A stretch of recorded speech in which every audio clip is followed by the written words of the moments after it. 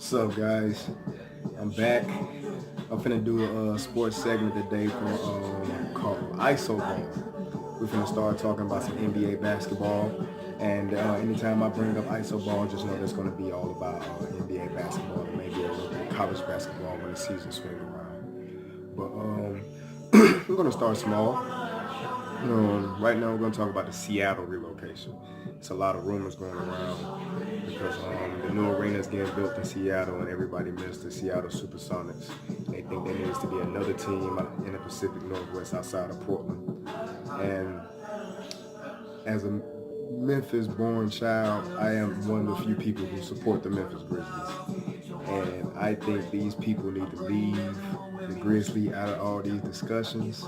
I think it's borderline blasphemous. There are so many other teams that can be up for debate that are not loved by their city and have run no success over at least a decade, maybe even more. The Grizzlies have been in the playoffs every year except last year, and that can be debatable only because of Mike Conley's injury, okay? A lot of people never thought we'd be in the playoffs. Majority of the years we've been in the playoffs and we was in the playoffs, okay? And contending. I mean, we're not contending, but competitive. Sometimes contending. And that is a lot to be said for compared to people like the Sacramento Kings, who haven't been anything since the Chris Webber days. It's a good 15 years ago. And they right there on the West Coast. Y'all can move them right up to Seattle. The Clippers, let's just be frank, okay? They missed their wave. They missed their chance to get any type of prominence in LA. When the Lakers was terrible and Jim Buss looked like he was basically on the Clippers payroll to put them under the ground. And Blake and CP and it was Lob City and all that whatnot, all that nonsense they was doing. Well, you know, like I said, I'm a Grizzly fan, so I ain't studying nothing to do anything Clipper related. Zebo took all their heart out. But them boys missed their chance to be prominent in LA. And now that the Lakers is back on top and Bron is back and these boys about to make moves to get plenty superstars, it's sad for the Clippers. Marcellus Wiley, yeah, y'all finna lose them. Hell, Steve Ballmer is from Seattle. Like, Steve, go ahead, you hopped in at the perfect time. Take your team, go back to the crib, bro. Got a brand new arena waiting for you, dog. And if they don't want Seattle, that's the perfect situation. I mean, the Clippers, that's the perfect situation. Y'all still got Brooklyn. Clean that mess up that they tried to do in Brooklyn. They might as well just take the Brooklyn Nets out there, man. If y'all gonna take a squad from the East Coast and just let the Barclays Center be a boxing ring, a spot for fights, UFC and boxing, man. And Madison Square Garden be the basketball mecca like it's always been because the Nets is trash. There's been a NBA black hole since that squad was bought. Like, they had like 2 years of playoff reputation, and then it's just been a trash. That is not even a quick fix. Like, that's gonna take more than 10 years to fix, at least 10 years to fix. So why even wait? Just move them to Seattle. You can throw the Magic in there. They ain't been nothing since the White got traded either. It's like it's pushing 10 years, maybe 8 or 9 years. I'm gonna get them a little love. I ain't gonna all the way shit on them.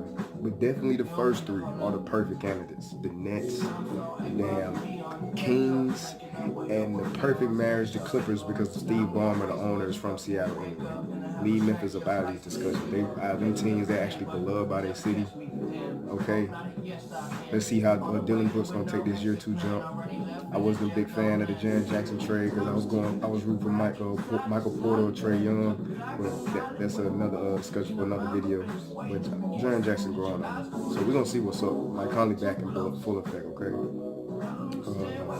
Topic 2 for ISO Ball today is gonna be the state of the Lakers. We was talking about the Lakers earlier. Bron is back.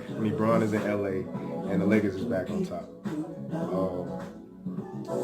And you know, now that LeBron's on the team, LeBron can't keep his mouth shut for too long.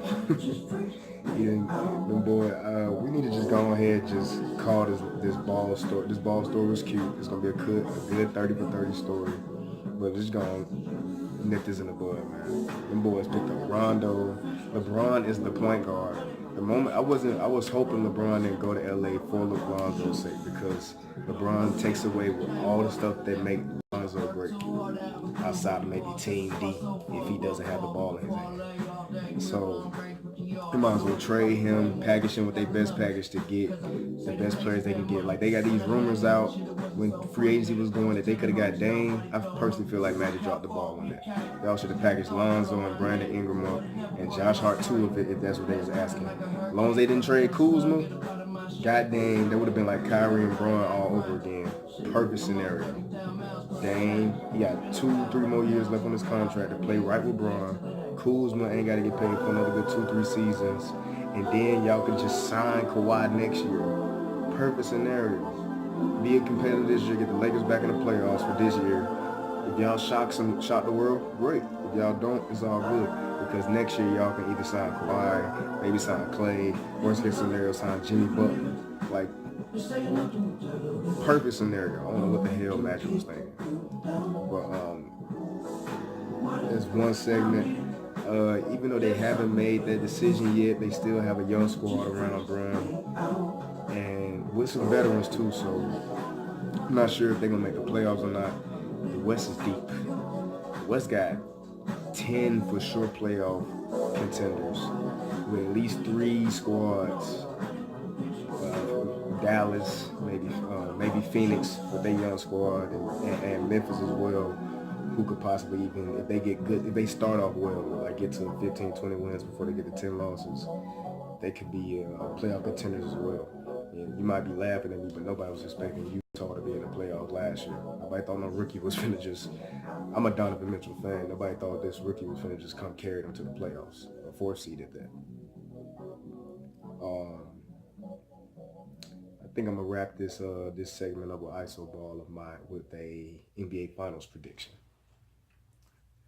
I think the finals this year is gonna be Golden State again, my boy KD going for his 3rd ring, and Boston.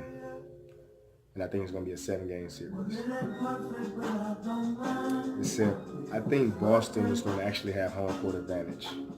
I think Golden State is going to have to go to Boston and take it in 7. I think it's going to be a hell of a series, but I think Golden State going to take it. And the main reason why I think Boston is going to have home court advantage is because I think Boston is just going to Boston cocky right now. Jaylen Brown, like, all but assuring that they're going to the finals. They deep. They got everything. Like, they in the perfect scenario to just go full speed ahead and just snatch the East by the throat. And they could probably win 65, 67 games this year. Like, they already won like 55, and that was with one of their best players hurt for the whole season, and their other best player missing the ending of the season. So ain't no telling what Boston could do this year. I think on the flip side, Golden State, they didn't be going to their 5th finals. They was already saying last year how they wasn't stressed. What Draymond was saying, how they weren't stressing the first number 1 seed. They just need to get to the playoffs healthy. They was already showing signs of wear and tear last year with Steph and KD and Clay. You know, anything could be just some free accident. Iggy and Sean Livingston are just getting 1 year older. So this, I think they wouldn't even mind going to the playoffs as a 3rd seed this year. They'll let Houston and OKC get happy with their top seed status just to bust their ass in the playoffs later. So I think that'll be why they end up not having home court in the finals, and then have to go on the road and take a historical victory in Game 7, which would be memorable as hell. And they might fuck around and lose, which would make the game even more crazy. But I think Golden State will get this ring, and it'll be one hell of a series for Game 7. I think the next topics that I will talk on my next segment of Ice Ball, just in case you're curious, will be the Rookie of the Year candidates, MVP candidates, and maybe some first-time All-Star appearances from some guys, and